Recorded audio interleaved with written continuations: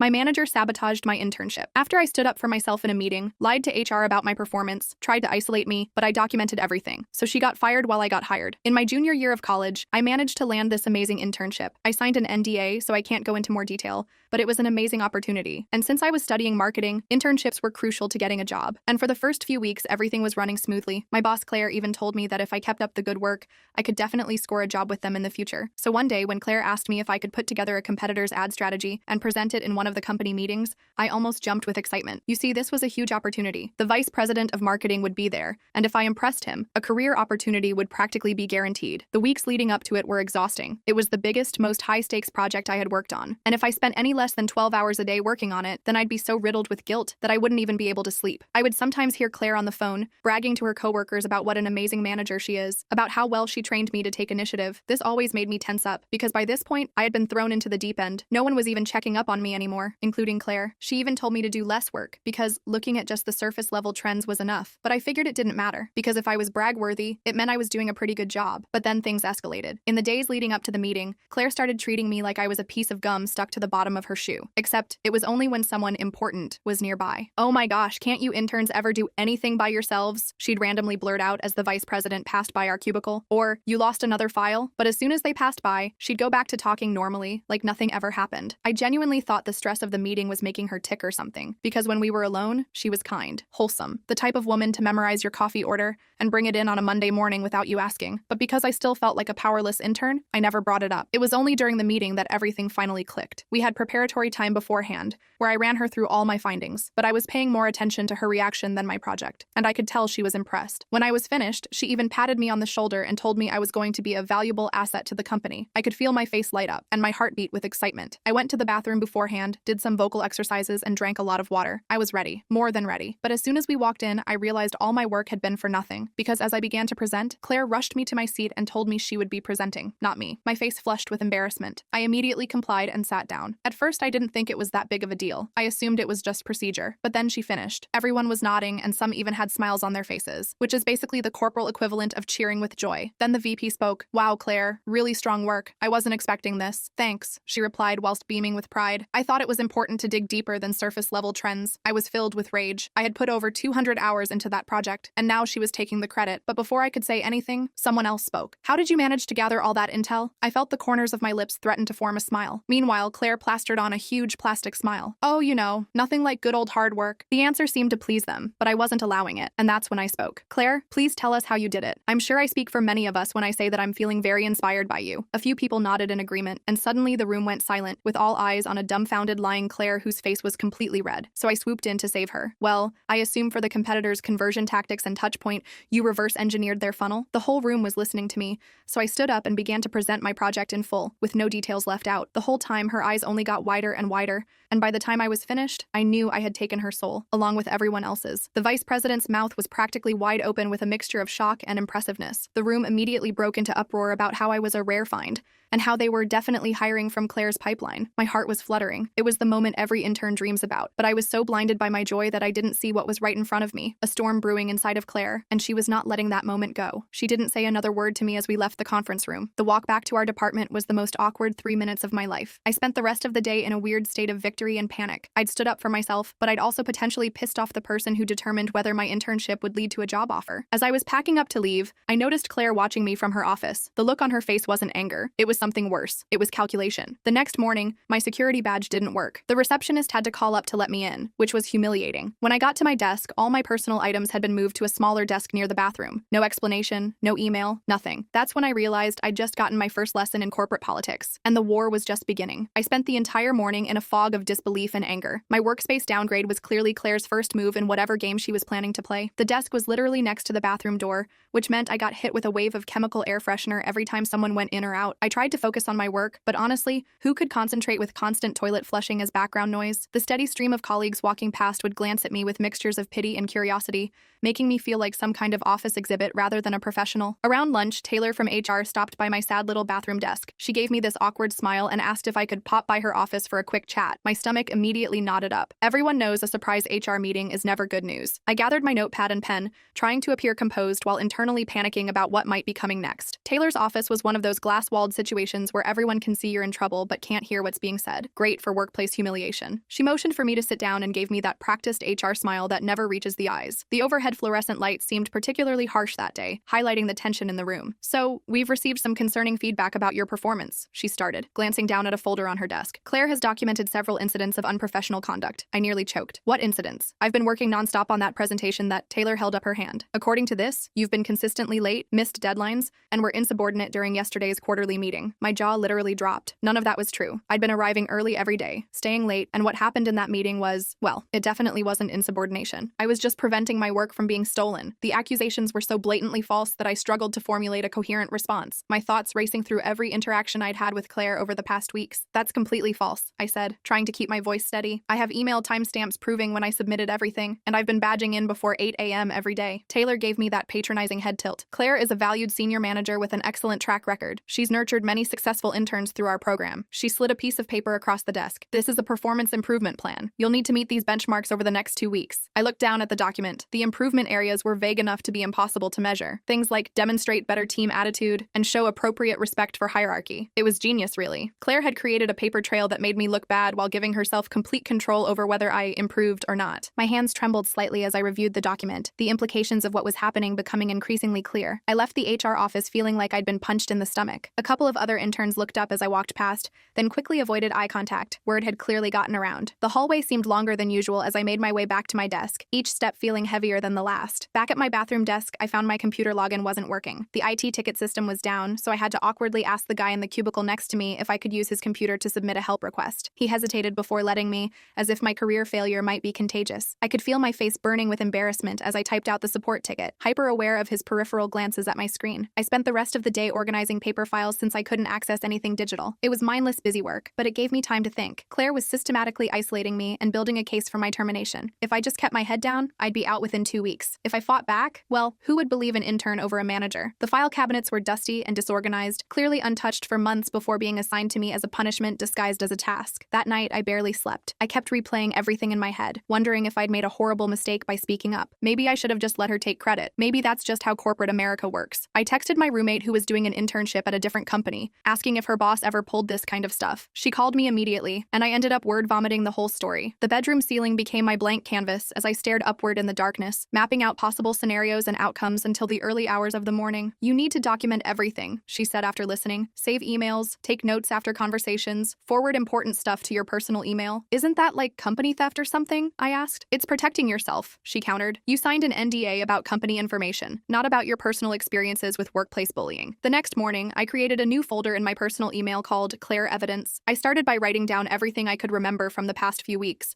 with dates and times where possible. Then I dug through my sent items folder for all the update emails I'd sent Claire about the presentation project, showing my progress and her minimal responses. When I got to work, my computer access had been restored, but I discovered most of my project files had been moved or deleted. Fortunately, I'd backed everything up on that flash drive I'd brought to the meeting. Claire was in back-to-back meetings all day, which gave me breathing room to think and plan. Around 3 p.m., I got an email from Richard, one of the senior managers who'd been in the quarterly meeting. He wanted to touch base about some of the competitor analysis I'd presented. I nearly fell out of my chair. This was exactly the kind of networking opportunity I'd been hoping for from that presentation. We met in the small break room, away from Claire's office. Richard was one of those older guys with perpetually rumpled shirts who looked like he hadn't updated his wardrobe since 1997, but everyone knew he was basically a marketing genius. "That was impressive work for an intern," he said, stirring an ungodly amount of sugar into his coffee. "Where did you learn to build out funnel analysis like that?" I explained about a special project I'd done in my digital marketing class, plus some YouTube tutorials I'd followed to learn the analytics software. He nodded along, asking surprisingly specific questions about my methodology. As our impromptu meeting wrapped up, he lowered his voice. "Office politics can be tricky to navigate, especially when you're new." He didn't say anything explicitly about Claire, but his expression made it clear he wasn't clueless about what had happened. "I'm learning that," I said carefully. "Keep doing good work," he replied. "People notice, even when it seems like they don't." I walked back to my desk feeling marginally better. At least someone had recognized my effort. Unfortunately, Claire was back from her meetings and had noticed my absence. She was leaning against my desk, scrolling through her phone with an air of calculated casualness that immediately put me on edge. "Where have you been?" she asked, her voice sweet, but her eyes cold. "I've been looking for those competitor social media screenshots." I explained about meeting with Richard, trying to keep my tone neutral despite the little victory dance happening in my head. Claire's eye twitched slightly. "In the future, please run all cross-departmental meetings by me first. It's important that we present a unified message. Translation: don't talk to other managers without my permission." "Of course," I said. "I'll send those screenshots right over." The next few days settled into an uncomfortable pattern. Claire would would assign me tedious entry-level tasks that had nothing to do with my skills or the project I'd been working on. She'd forget to invite me to relevant meetings, then criticize me for not being informed about changes. Every morning, I'd find that small things on my desk had been moved around, pens rearranged, sticky notes in different places, just enough to make me feel watched but not enough to complain about. I kept documenting everything and forwarding key emails to my personal account. I also started quietly reaching out to other interns to see if Claire had done this before. Most were too scared to say much, but one guy who'd finished his internship the previous semester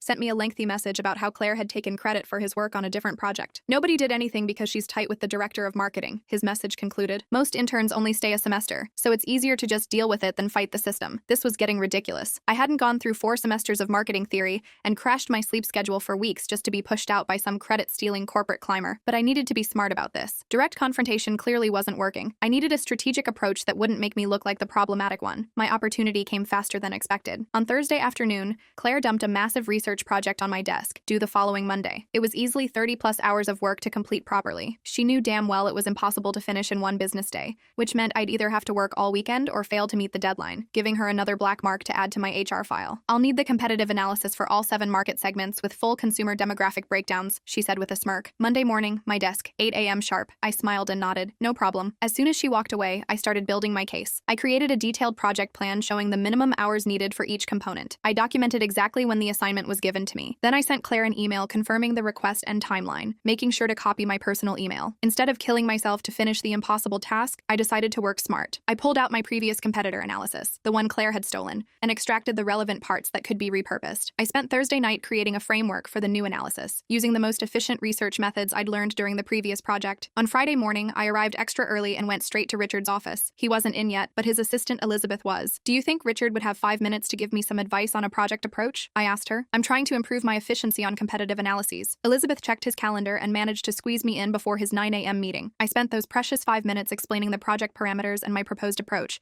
asking if he saw any shortcuts or efficiency improvements. Richard glanced at the project scope, then back at me with raised eyebrows. "This was assigned yesterday? For Monday?" When I nodded, he shook his head slightly. "Your approach looks solid. Focus on the top 3 market segments first. That's where 80% of the value will come from anyway." As I was leaving, he added, "Document your working hours on this. It's important for resource planning." I took that advice to heart. I created a detailed timesheet tracking every minute I spent on the project. I worked through lunch and stayed late on Friday. I came in on Saturday for 6 hours and Sunday for another 4. By Sunday night, I had a solid professional analysis of the top 3 market segments completed, with partial information on the others. On Monday morning, I arrived at 7:30 a.m. to print and organize everything. I placed the completed portions on Claire's desk, along with my detailed timesheet showing 22 total hours worked, including weekend time. I also attached a professional note explaining my prioritization strategy and the status of the remaining segments. Claire arrived at 8:15, looking surprised to see me already working. She picked up my report without a word and took it into her office. 20 minutes later, she summoned me. "This is incomplete," she said flatly, tapping the report. "I specifically asked for all 7 segments. I prioritized based on market impact," I explained. "The top 3 segments represent 83% of the total market. I've included my methodology and timesheet showing the hours invested, including weekend work." Claire's eyes narrowed when she saw the timesheet. "This shouldn't have taken 22 hours. The previous interns completed similar projects much more efficiently. I'd be happy to review their work to learn from their methods," I replied innocently. "Could you share their previous analyses with me?" She flushed slightly. We both knew those analyses didn't exist, at least not ones actually created by other interns. "That won't be necessary," she said. "I'm adding this missed deadline to your performance improvement plan. I need the remaining segments by tomorrow morning." I nodded and left her office, making sure to send myself another documentation email. That afternoon, I received an unexpected message from Taylor in HR asking me to stop by when I had a moment. My stomach dropped again. Was this it? Was I getting fired already? Taylor looked different this time, less rehearsed, more uncomfortable. "I wanted to follow up on your PIP, she said. "Have you been keeping track of your progress?" "Yes," I said, pulling out my folder of documentation. "I've been documenting everything, including hours worked, communication received, and projects completed." I handed her my timesheet for the weekend project. I was just assigned this impossible deadline that required weekend work with no advance notice. I don't mind putting in extra hours, but I want to make sure it's noted that I'm exceeding standard expectations. Taylor looked genuinely surprised as she reviewed my documentation. "This is very thorough," she said slowly. "Mind if I keep a copy for your file?" I happily agreed, feeling like maybe, just maybe, the tide was turning. After our meeting, I threw myself back into finishing the remaining market segments. I stayed until 9 p.m. that night to complete everything, making sure to update my timesheet accordingly. The next morning, I placed the completed analysis on Claire's desk with a simple note. All 7 segments completed as requested. Total hours, 34 inches. I also emailed her the files, copying Taylor from HR and Richard from my previous conversation. Claire stormed over to my desk within minutes. Why did you copy other people on a routine project email? She hissed,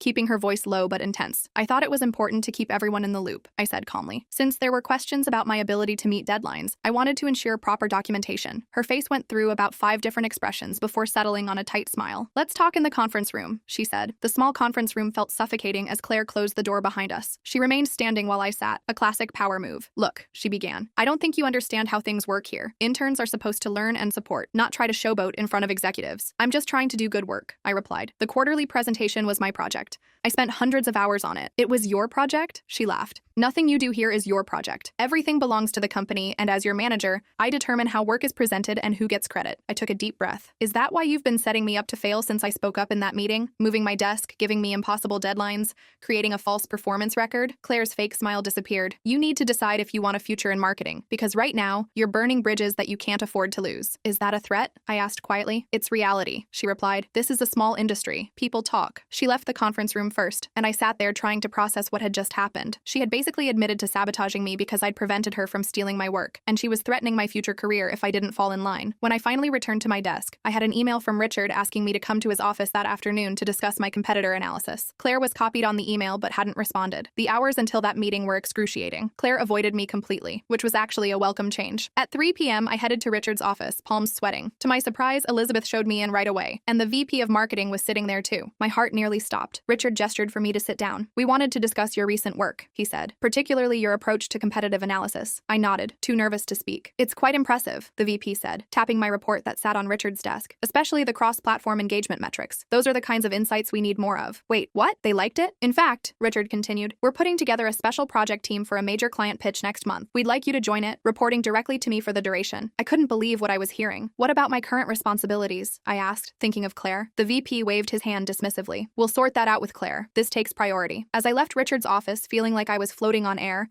I spotted Claire watching from down the hallway. The look on her face wasn't just anger anymore, it was fear, because we both knew exactly what was happening. I wasn't just surviving her attempts to push me out, I was actually thriving despite them. The special project meant I'd be working with a different team in a different part of the office. I gathered my meager belongings from my bathroom desk the next morning, noticing that Claire was conspicuously absent. As I was setting up at my new temporary workspace, an actual cubicle with privacy walls, a notification popped up on my phone. It was an email from Taylor in HR, requesting another meeting that afternoon. This time, I wasn't worried. I had documentation, I had allies, and most importantly, I had valuable work to show for myself. Whatever storm Claire was brewing, I was finally ready to face it head on. I made my way to Taylor's office that afternoon, feeling weirdly calm. The hallways seemed different somehow, like I was walking them as someone with actual purpose instead of just an intern trying not to get in anyone's way. A couple people from the new project team nodded at me as I passed. One guy even gave me a little thumbs up. Taylor was typing away when I knocked on her doorframe. She looked up and motioned for me to come in, and I noticed she wasn't wearing that fake HR smile anymore. Thanks for coming by, she said, closing her laptop. Please have a seat. I sat down, clutching my folder of documentation. Is this about my transfer to Richard's team? Taylor leaned forward. Partially. I wanted to discuss your situation with Claire. My stomach tightened. Here we go. We've received some concerning information, she continued. After reviewing your documentation and speaking with several people, I need to ask, has Claire been deliberately creating obstacles for you since the quarterly presentation? I nearly fell out of my chair. I expected to walk in and defend myself, not have HR actually acknowledge what was happening. For a second, I couldn't even speak. Yes, I finally said. She has. I've documented everything. I placed my folder on her desk and opened it to the timeline I'd created. It started immediately after the meeting when she moved my desk next to the bathroom. Then she began excluding me from team communications, assigning impossible deadlines, and creating false performance issues. Taylor nodded slowly as she flipped through my documentation. This is very thorough. I've never dealt with anything like this before, I admitted. I wasn't sure what else to do. You did exactly the right thing, she said. We've also received corroborating information from other sources. My mind raced. Other sources? Had someone else spoken up about Claire? What happens now? I asked. For now, your transfer to Richard's team stands. The company takes these matters very seriously. She closed my folder and handed it back to me. Keep this safe. If you experience any further issues, please come to me immediately. I left Taylor's office feeling like I'd entered some alternate reality where interns actually had rights. Did this mean Claire was actually facing consequences? Walking back to my new desk, I spotted Jessica, one of the other former interns who'd worked under Claire. She gave me a small smile and a nod as I passed, and suddenly I understood. I wasn't the first person Claire had done this to. I was just the first one who'd fought back with evidence. The next few days were wild. I dove into Richard's project and absolutely loved it. We were developing a comprehensive digital strategy for a major retail client,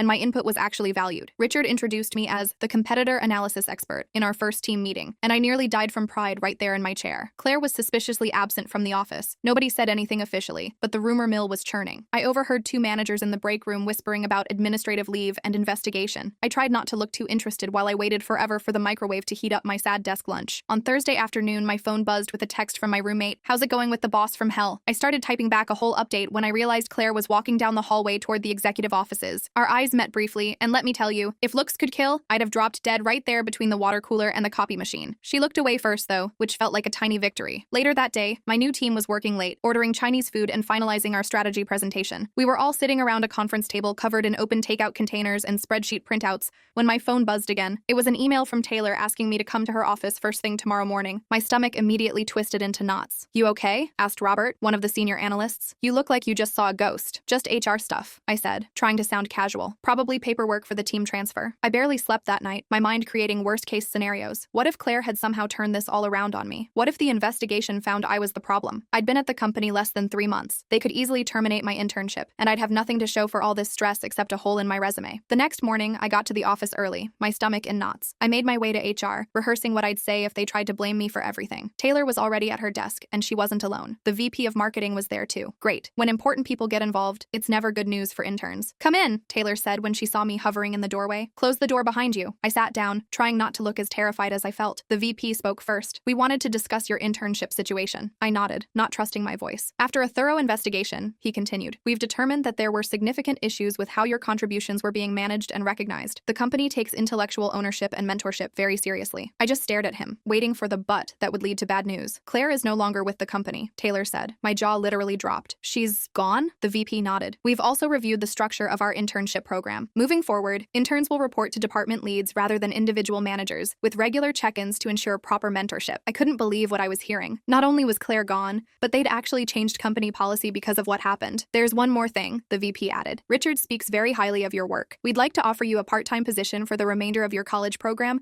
with potential for full-time employment after graduation." I nearly fell out of my chair. "Are you serious?" Taylor slid a folder across the desk. "This contains the offer details. Take some time to review it and let us know your decision by next week." I walked out of that meeting in a daze, clutching the folder like it might disappear if I loosened my grip. I ducked into an empty conference room and called my mom, trying to whisper scream the news without the entire office hearing me. "They fired her? And offered you a job?" My mom was practically shouting on her end. "That's amazing. We need to celebrate." I promised to call her back later and headed to my desk, still processing everything. Richard spotted me in the hallway and gave me a thumbs up. He must have known about the offer already. "Told you people notice good work?" he said with a wink as he passed. The rest of the day was a blur. I tried to focus on my actual work, but kept getting distracted by the whole situation. A couple people from my original department stopped by to ask if the rumors were true. Apparently word had spread that Claire was gone, and I'd somehow survived her attempts to push me out. After work, my roommate insisted on taking me out for celebratory drinks. We ended up at this dive bar near campus where half our marketing class was already hanging out. When I walked in, Jessica from the office was there too. "Hey, office celebrity," she called out, raising her beer. I felt my face turn bright red as I made my way over to her table. "Is that what they're calling me now?" Jessica laughed. "You're basically a legend. Nobody stands up to Claire and wins." "I wasn't trying to start office drama," I said. "I just wanted credit for my work." "That's why it matters," she replied, suddenly serious. "Claire did the same thing to me last year. Took my entire campaign concept and presented it as her own. I didn't have the guts to say anything." "You mean I wasn't the first?" I asked, though I'd already suspected as much. "Not even close," Jessica said. "She's been pulling this for years, using interns to do her work, taking credit, then pushing them out if they complained. But nobody had the evidence like you did." We ended up talking for hours. Jessica introduced me to two other former interns who'd had similar experiences with Claire. One guy had actually changed his major after his internship, thinking he wasn't cut out for marketing. Finding out I wasn't alone made me feel validated, but also sad that Claire had gotten away with it for so long. The following Monday, I signed my employment contract. The terms were better than I'd expected. Flexible hours to work around my class schedule, proper benefits,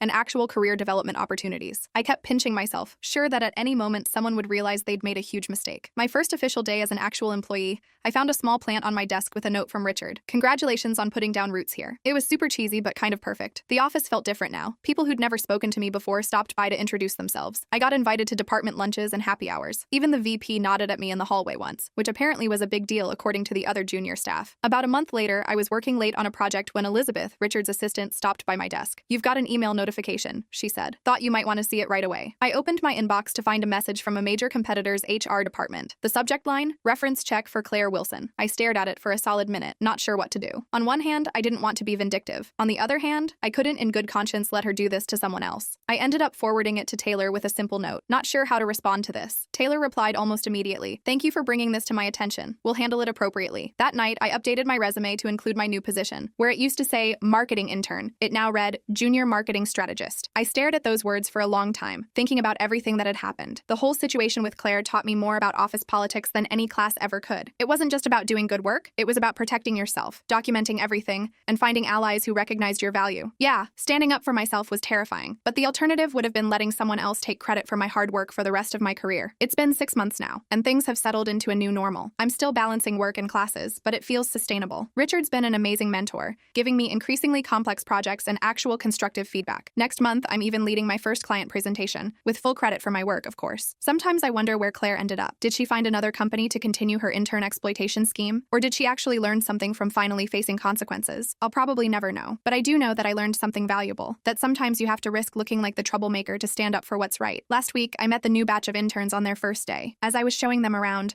one of them asked how I went from intern to employee so quickly. I just smiled and said, "Make sure you keep good records of all your work." The confused looks on their faces made me laugh. They'll understand soon enough.